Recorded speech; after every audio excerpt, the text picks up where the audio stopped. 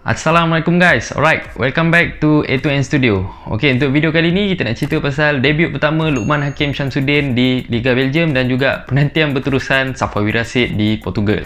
Beberapa hari lepas, berita tergempar untuk rakyat Malaysia apabila Luqman Hakim disenaraikan dalam 18 pemain terbaik untuk beraksi di perlawanan sebenar untuk KB Kortrijk di Liga Belgium. So, as a fans, bagi aku dapat senarai dalam 18 pemain ni sebenarnya satu pencapaian lah untuk Luqman. Walaupun kalau kata dia tak dapat main hari tu pun, bagi aku adalah satu pencapaian yang sangat bagus untuk anak Malaysia macam dia. Dan pada 24 Oktober 2020, sejarah untuk rakyat Malaysia apabila anak Malaysia pertama beraksi di Liga Belgium. Luqman Hakim telah dimasukkan pada perlawanan menentang Anderlecht, menggantikan player yang bernama Golubovic pada minit ke-74, seorang player yang beraksi di bahagian pertahanan. Ini adalah satu tactical change lah apabila coach KB Kortrijk ni telah melakukan pertukaran di mana pasukan dia ketinggalan 3-0, memasukkan seorang attacker macam Luqman Hakim ni untuk mencari gol. So, pada perlawanan tersebut, KB Kortrijk telah kalah 3-1. Tapi bagi aku, kekalahan ni adalah satu hikmah untuk Luqman Hakim. Mana tidaknya, dia dimasukkan pada ketika pasukan dia tengah ketinggalan 3-0 lah. Kalau kata tengah leading 1-0 dengan Anderlecht ni, mau defend pula dibawa masuk oleh coach dia kan. So, dari segi statistik kita tengok dalam 21 minit diturunkan ni, Luqman Hakim berjaya mencatat 78% passing accuracy, 1 duel won, 2 interception dan juga 1 recovery.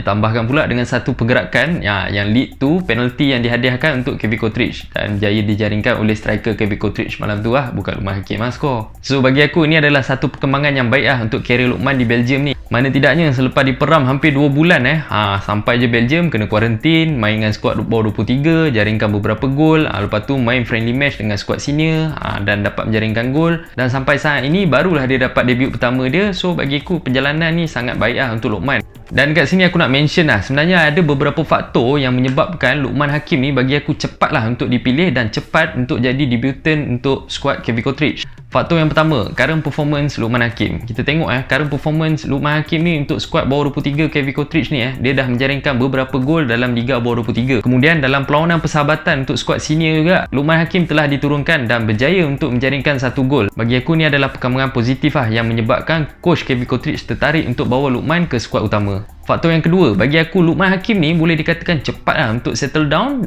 di Belgium ni. Ditambahkan pula dengan adanya keluarga angkat dan sebagainya, kita nampak Luqman ni boleh kata cepat untuk settle down dari segi cuaca, corak latihan, corak permainan, tactical team, walaupun dia diturunkan untuk skuad bawah 23 dan juga perlu training untuk skuad senior. Selain itu, faktor yang ketiga yang menyebabkan Luqman Hakim ni bagi aku cepat untuk dapat debut dengan skuad utama adalah persembahan Luqman Hakim sewaktu training. Sebagai seorang player profesional, kita tahu player-player profesional ni dia perlu menunjukkan lebih daripada 100% dalam padang latihan. Sebab apa? Kita tengok macam Luqman, dia hanya ada lebih kurang 15 hingga 20 minit untuk tunjukkan sesuatu di dalam match tersebut, which is bagi aku sangat singkat So, performance dalam training ni sebenarnya yang membuatkan coach ni tertarik untuk bawa Luqman ni ke dalam skuad dia, 18 pemain terbaik ni untuk menentang Anderlecht. Faktor yang keempat, pemergian Terem Moffi ke FC Lorient di Ligue 1. Macam yang kita tahu, sebelum datangnya Luqman ke KB Kortrijk ada seorang striker yang berusia lebih kurang Luqman juga, dalam 21 tahun macam tu, bernama Terem Moffi. Terem Moffi ni dah berhijrah ke FC Lorient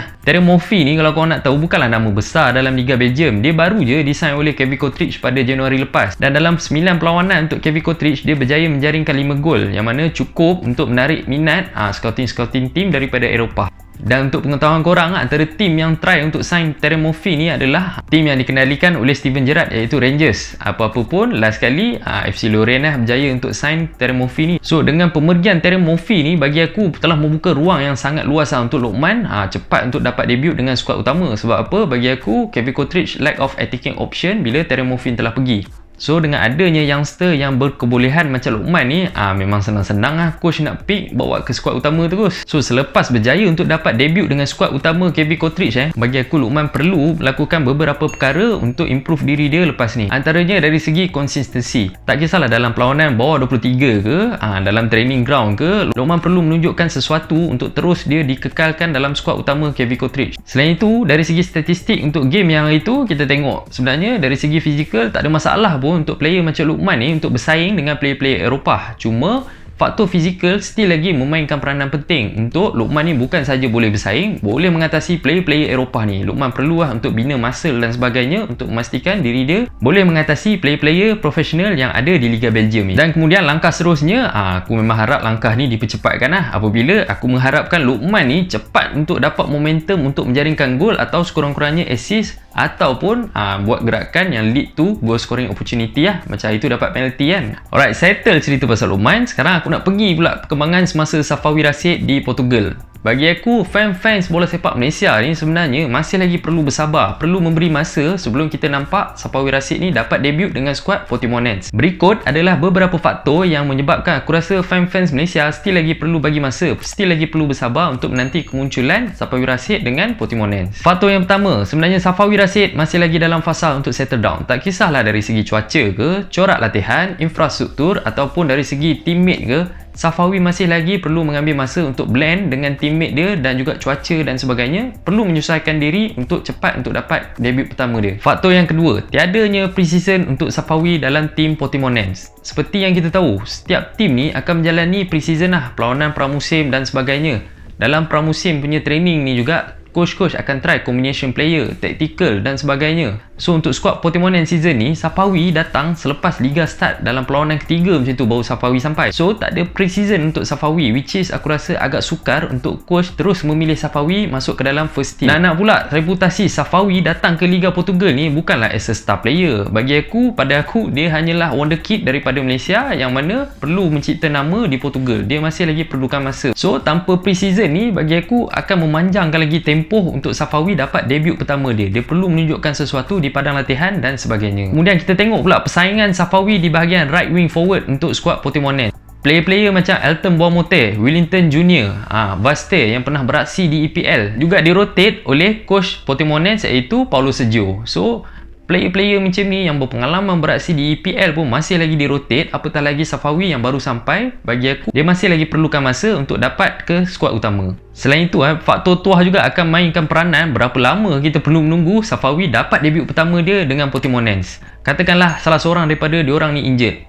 Peluang untuk Safawi naik ke first team ni sebenarnya lagi cerah. Tambah pula kalau kata kena injury jangka masa panjang kan.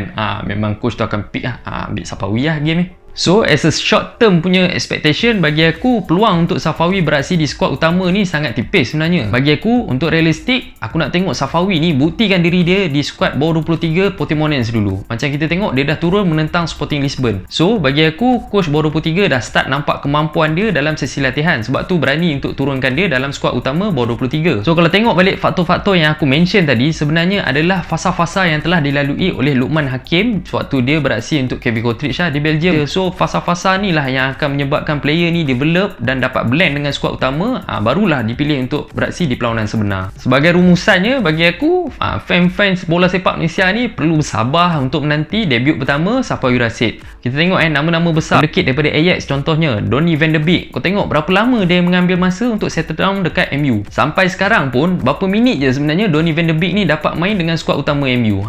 Game lepas lawan Chelsea pun duduk dekat bench je, tak dapat main. So apa harapan aku untuk fans bola sepak Malaysia ni, korang janganlah pergi komen-komen pula dekat Portimonense punya IG, FB ke apa, kau pergi komen nak saman dia ke, kenapa tak turunkan Safawi, kau kecam dia ke. Netizen Malaysia biasa kan, memang ramai keyboard warrior kan, nak pergi sound. Sebenarnya perkara-perkara ni tak membantu pun untuk Safawi ni diturunkan ke skuad utama.